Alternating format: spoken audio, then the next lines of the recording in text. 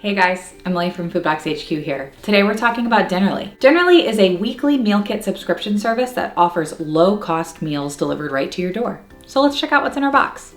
Alrighty, so inside your box, you're gonna see this insulation, and it looks like it's fully recyclable. And then inside here, we have a box with all of our ingredients. So something that's interesting about Dinnerly is they don't send you recipe cards. Everything is online. We've got, all these different ingredients here. It looks like we've got some cheese, we've got some ground beef, some chicken. But let's take all of this out, get organized, and just talk about how this works. All right, like most meal kits, the way that this starts is you have to select how many people you're cooking for and how many meals a week you'd like. So you can choose between 2 and 4 people and between 3 and 6 meals each week. Then something that I think is really cool is you select your delivery day. So you get to pick each week what day your meals are gonna show up. That way you can tailor it to your schedule. I like this. It's a very little thing, but it does make things a little bit more flexible for you, particularly if you have a busy schedule. After you've selected that, next, all you need to do is select your meals. So each week you're gonna have about 100 different meals to choose from. They have vegetarian options, vegan options, low carb, healthy, family friendly. There isn't a ton of substitution options that you can do or customizable options.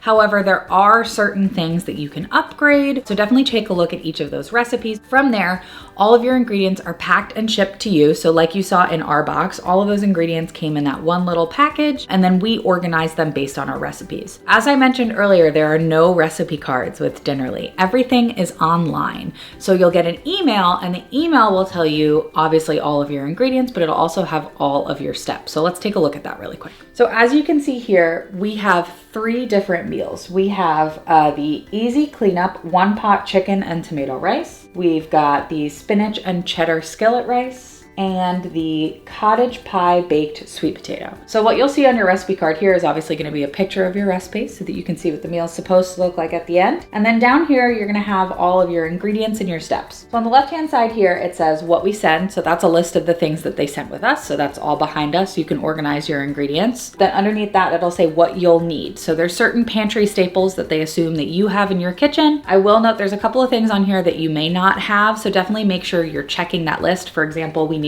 some apple cider vinegar. I happen to have some, but not everybody has that in their kitchen all the time. So just make sure you're reading those before your meals arrive so that you can be prepared. Then over here, you have 5 steps. So all of your recipes are gonna be in 5 simple steps. They say that it's supposed to be very easy to follow, but we're gonna put that to the test. We're actually gonna do a taste test and cook the cottage pie baked sweet potato. So let's get cooking.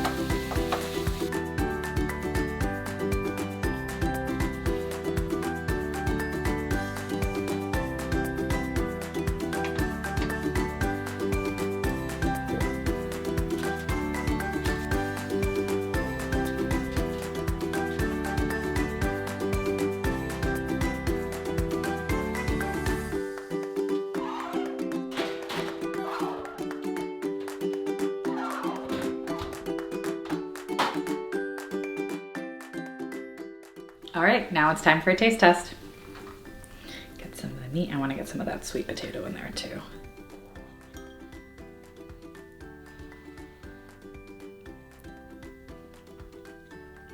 Wow, that's delicious. The cheese gives it a really nice sort of, creaminess to it, right? But because we broiled the beef right at the end, the outside is almost like a little bit crispy. It's almost got like a little crunch to it. And that sweet potato just gives just enough sweetness to be mixed in there. That gives it such a nice flavor altogether. Very hot though. Steak seasoning is pretty good too. It's got a lot of flavor in there. It doesn't feel very bland. And the beef isn't dry, which is great. Plus those peas aren't soggy. So I'm gonna finish eating this. I'll see you in a little bit for some final thoughts.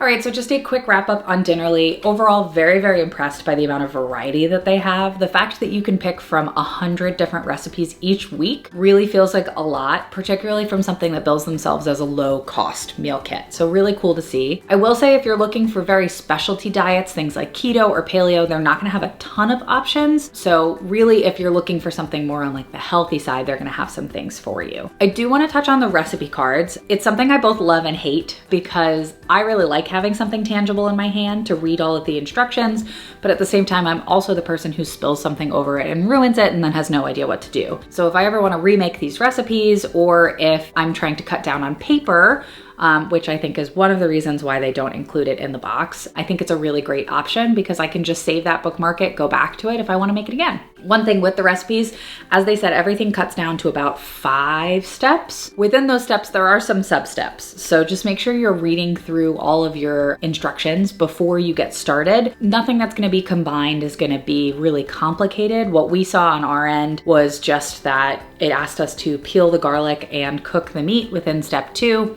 They're not complicated steps, but had I not read that correctly, I may have messed something up. So just make sure you're reading your instructions. However, that meal was really easy to make. There were a lot of different steps involved, but all of the things were very simple. They were things that I knew how to do, just kind of having very basic knowledge in the kitchen. So if you're learning how to cook, this could be a really interesting place to start. But ultimately, the biggest thing is that it tasted delicious. I really loved the sweet potato, the cottage pie that wasn't a pie. It really is kind of a different take, a little bit of a healthier take on something that I always think of as kind of comfort food. Plus, the portion size was amazing. I'm super full just after the potato, but we also had a lot of that meat mixture left over. Definitely more than enough if you're worried about being hungry. So if you're looking for a really great low-cost meal kit, click the link below and check out Dinnerly.